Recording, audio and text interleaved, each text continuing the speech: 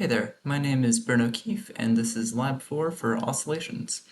So with this lab, we looked at an experimental model, and the purpose was to, computationally model that as usual. In this case, we were looking at a spring mass system, in this case, one with lateral movement as well, and we were doing that to try and understand also energy graphs and potential energy. So as usual with one of these tracker-based labs, we're using Newton's second law and what you can derive from that with the velocity update formula and position update formula.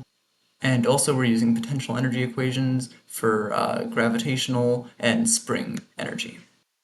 So with the experiment, our system is this mass on the end of the spring, and our surroundings are the spring itself and the Earth exerting gravity. So in our net force model here, we have the force of gravity down, and then since the spring is pretty much always stretched, the spring force counteracting it going up. We threw that in the tracker, tracked it, and got graphs out of there. So then the code to emulate this, we were given, the mass, spring constant, gravity, all that. By tracking it, we were able to find out its position and initial velocity, which is the same as its relaxed length, the position there. And then from that, you can derive the factors that you need for the spring equation with L hat S. K, as always, is going to be 1/2 mv squared, and then we use our equations from earlier for the potential of gravity and spring energy. Just throwing that into an iteration loop with calculating fnet position update as usual, and that gives us our nice little graph over here that charts the movement of the mass over time. As we can see with our results here, the x position was quite close to our experimental model, with just a little bit of deviation in the upper end of the height.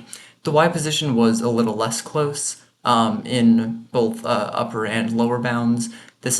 Error probably came from just the fact that our initial velocity may have been off, which got, compounded as an error through the iterations.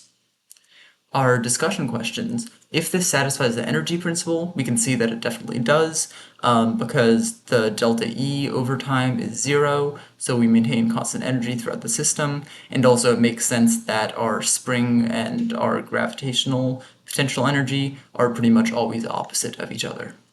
As for estimating the oscillation period, if we go back to our graphs from before, we can see that in the x direction, it has an oscillation period of about 1.6 between peaks.